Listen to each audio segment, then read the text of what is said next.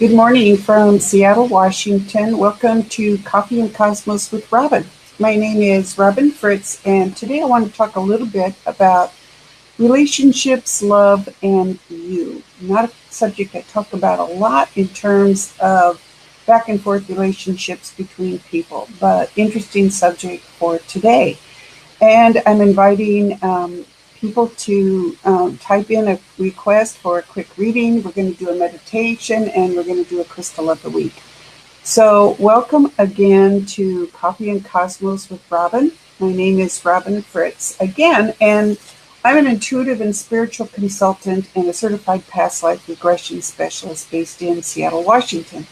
I offer personal and business intuition, mediumship, animal communication, space clearing, past life and between life regression. Fascinating subject, really. Soul clearing, spiritual awakening, spiritual journeys, and energy healing. And today I want to talk about relationships, love, and you. And I will take two quick questions for quick readings. But first, let's start with a guided meditation with the Crystal Fallon, who is in the other room right now today. But imagine holding the Crystal Fallon. He's a crystal ball, citrine Lemurian quartz. And imagine taking that energy into your heart, just breathing it in and getting grounded and balanced in this space with us. And what we're going to do briefly, imagine connecting with Fallon and imagine just letting go of the cares of the day so you can be here in these few moments with us. So if you take your attention to the top of your head, breathe down from the top of your head to the bottom of your feet and just let that energy clear out and join in this space that sometimes people have created for us. So breathing down from the top of your head, down your face, your shoulders, your chest, your hips, your knees, and your feet. The top of your head to the bottom of your feet. And just release all the cares of the day, feel yourself settling into your chair. And then as you breathe up from the bottom of your feet, imagine inviting a healing energy from Fallon to just enter your heart and flood your body with each beat of your heart. Flood your body with healing, healthy energy. Moving up from your feet, past your knees, your hips, your chest, your shoulders, your face, and the top of your head, your crown chakra, which tends to be wide open when we're working with Fallon. So today I want to talk a little bit about relationships, love, and you. And a couple of things came together for me to choose this subject to talk with you about today. One is that because I'm an intuitive and spiritual consultant, a lot of people do ask me about relationship advice. They want to meet their soulmate. They want love in their life. And of course, we all do. That's a natural thing, and it's wonderful. The problem that happens, though, is a lot of people, to me, seem to be starting from the wrong place. So I'd like to talk a little bit about what it looks like to come from the right place and looking to a relationship, especially a love relationship with another person. And also because this afternoon on my podcast, I have a fascinating guest joining me. Her name is Karen Aberle, and Karen is a relationship expert, and she's going to talk about the invisible dance, which is something I guess we don't know, but if we did know the steps to the dance, we would improve our relationship, not just with ourselves, but with the person that we want to be in love with, to have a more authentic and satisfying relationship. So I can't wait to hear what she has to say. And the third reason was an accident. Saturday morning, I'm in Seattle, Washington. Saturday morning, I woke up at 3 a.m., couldn't go back to sleep, and thought, okay, I'll read a book. And then I went, oh yeah, that royal wedding is on. Why not? And I started to watch it out of curiosity. And like a lot of people, I stayed glued to the screen because of what we were all witnessing on an international basis. And that just tipped into this conversation about love today.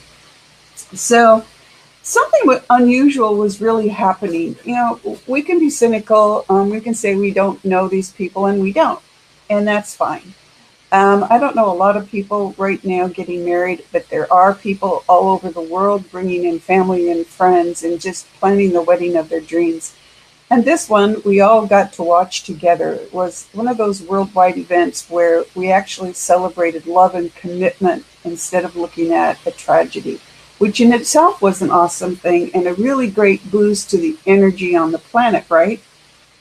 But the other thing I noticed was that these two people had lots of ups and downs in their personal life. They made a lot of changes. They became really responsible adults.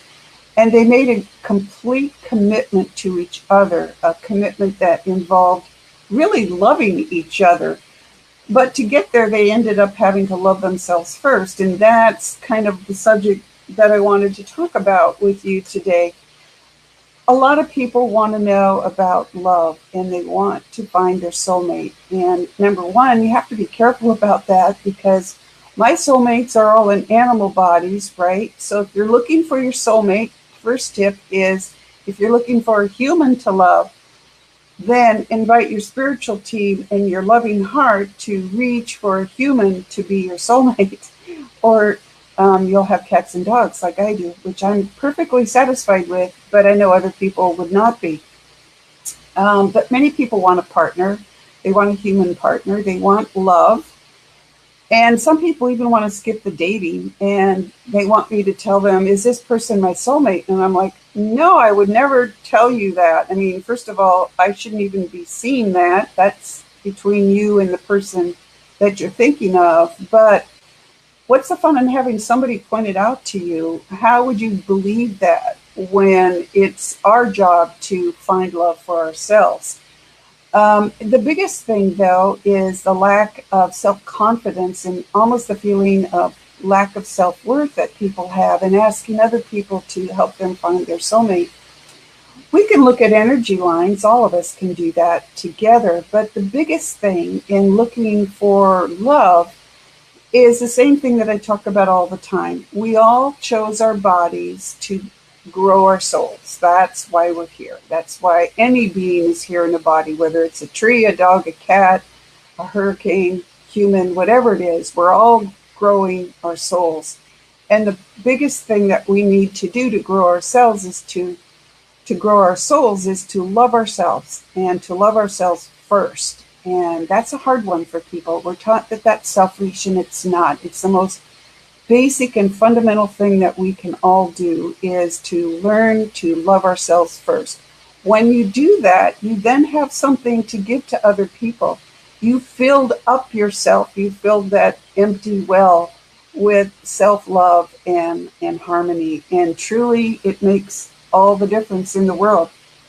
So join me on my podcast this afternoon. Call in and see if Karen will talk to you about a question you have about relationships, but find out about the invisible dance. But here's the thing, whether you're looking for someone in your life, whether you're looking to improve a relationship or to get a new one or to make yours even more authentic, love yourself first.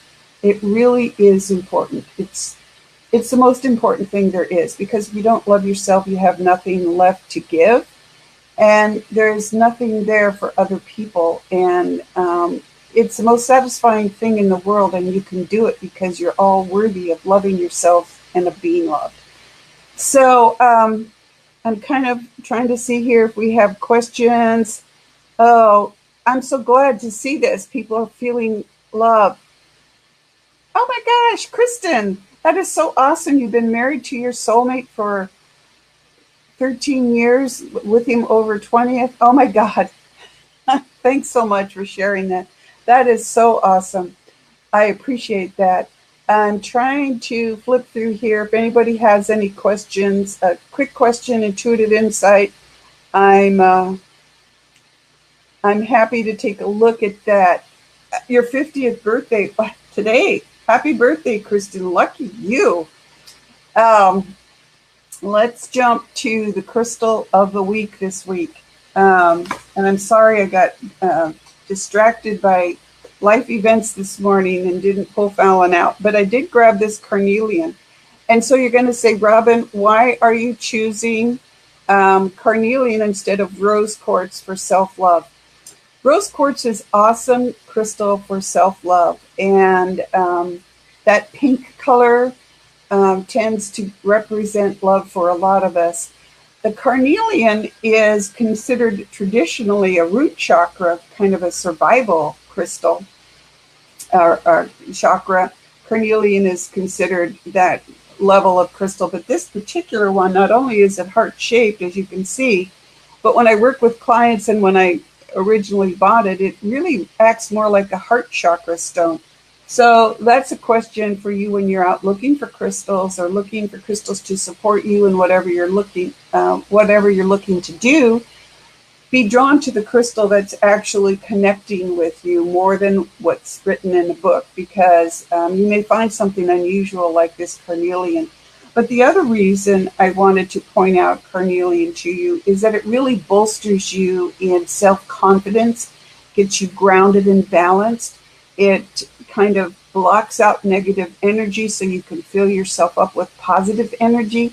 And that's what allows you to allow yourself to love yourself and then to have something there to share with someone else.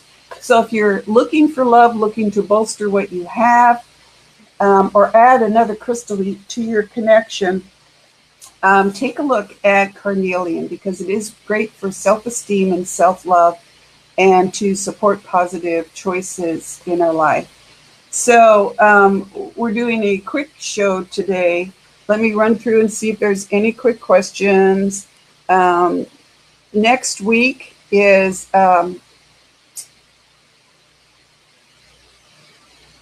so I'm looking at Diana's comment. Barbara, Monterey. Oh gosh, I'm so jealous. I love Monterey. Diana said she was 63, and you love being here, and the energy of love is all around us. It's true. The way we see our life is important because we are all together in it. And I appreciate that, Diana. I think a lot of the times the news is about devastation. Last Saturday, so it was 3:00 in the morning here when my dog and cat and I sat down to see what was happening on TV, and then couldn't take our eyes off. Well, I couldn't. The cat and dog really wanted breakfast, right? Just couldn't take my eyes off of seeing this connection between two people. And it's what we want for our kids, right? It's what we want for ourselves. We want people to really experience that depth of love and compassion and connection, that even if we make a mistake, they're still going to love us. They're still going to be part of our soul group and our soul family and still be here for us here on the physical plane. So thank you for that really nice compliment, Diana. I appreciate that. I love being here every week. I enjoy this community. It's a real boost to me to be here with you. Wendy asked, can you feel my soulmate coming? I spent 14 years finding and loving myself, but I'm ready to share my path. Wendy, congratulations. That is awesome. It sounds like you are ready. I just see a wide open space around you, and I think that's good. I think that means that there's room there for your soulmate to come through. The good news is that there isn't just one person who can be our soulmate. So imagine, in a planet of, 6 billion people, that's good news, right? That there's more than one, which brings up the concept of soul groups and soul families, how we travel around in soul groups throughout our many lifetimes. I know in my family, I talk a lot here on my radio show, in public gatherings, about my animal family being my soul family member. And I've seen lifetimes where we've been together as human and animal, and different kinds. I've been a cat and a dog and a whale and all kinds of fascinating things to be. So, Wendy, I see it wide open around you, and I see it soft. Get a carnelian. My radio sponsor, Kim Valines at Earthlight Rocks and Gems, has a great collection. But find a healthy carnelian and use that to bolster your self-confidence and even more. And then get out there and meet people. I'm in the situation of not knowing a lot of people anymore in Seattle, and getting out and going to meetups where people are just happy to meet other people. And I've met a lot of new friends that way, so you might try that. J. Marie, please help. What is the difference between a twin flame and a soulmate? Oops, sorry. Um, I've I've heard to seek a twin flame and not a soulmate. However, I've met my soulmate, so I think. You know what, J. Marie? I can't answer that question. I've heard the term twin flame, and I will look it up, and I will come back to this later today on this broadcast and type in what I understand about that to help you. And it's a good question. I'd like to know too. And I don't know the answer, but I will look up one and see what I can get for you on that. And if you feel like you've met your soulmate, that is awesome. Are you brave enough to talk to that person about it? Say, wow, I'm kind of feeling like we're soulmates, and what do you think? Do you think that would chase them away or intrigue them? I don't know. I was watching that wedding on Saturday thinking, oh my God, how did two people from two such different places find each other and then figure out that they were meant for each other? That is awesome. Scotland, awesome. Hello from Denmark. Hello there. Debbie, Debbie Blakely, am I being deceived? Should I reconnect with my soulmate? I see some question marks around that question. Kind of like fog swirling around that. So I would be cautious, Debbie, but I wouldn't cut myself off completely. I think a good, strong conversation is involved there. I would, while you're doing that, or before you have a conversation with your soulmate, I would invite my spiritual team to come in. I would surround myself with a healthy, positive light so that your energy is contained and you're bolstered there, and then have a real tough conversation with this person. We are all human in our human bodies, and I think it's a really tough call choosing a human body. When I look at the thought process behind the animals that I am privileged to chat with on a daily basis with clients or my own animals, their approach to life is simple. They do have their issues, they do have their complications, but they don't forget their past lives like we do. And it seems like humans choose a really tough path by becoming human. And I think there must be a lot of soul growth potential in that for us to choose such a difficult path, because humans really do cut ourselves off from a lot, not just from the people around us, but from the world around us. So reach into that world for support, Debbie, and see how that makes you feel. And if you're brave enough to talk to your soulmate or the person you feel is a soulmate, go for it. If you're not, that would be a good question to consider, if it were me, whether I really have made a mistake in thinking that this person is my soulmate. And again, I don't usually talk about relationships. I do see a lot of psychic websites out there where people talk about that all the time. I'm not sure I feel qualified always talking about that as human, because I am divorced many years and I'm happy with the way my life is right now. But I do understand that people want those connections. And what I'm seeing in those connections is that a lot of us are reaching out and we're giving ourselves away, as opposed to containing ourselves within our bodies and within our souls and saying, I love myself. Or do you love yourself, first of all, to your potential love person? And then can you bring that together? And that's really what matters. So don't give yourself away. Give yourself the possibility of loving someone else, in addition to how important it is to love ourselves. So with that, I would like to close it up for today.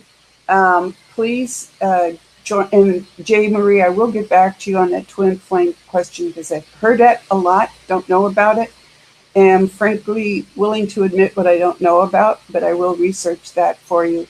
And I want to thank all of you for joining me every week on these broadcasts. Next week here in the United States, it's Memorial Day weekend. It's an opportunity for us to celebrate our dead, particularly our soldiers. But I like to celebrate all of our family connections, whether they're friends and family, it's all family. So celebrating all of our beloved dead and those who are still with us. So we will not be doing Facebook Live next week, and I will not be doing my radio show.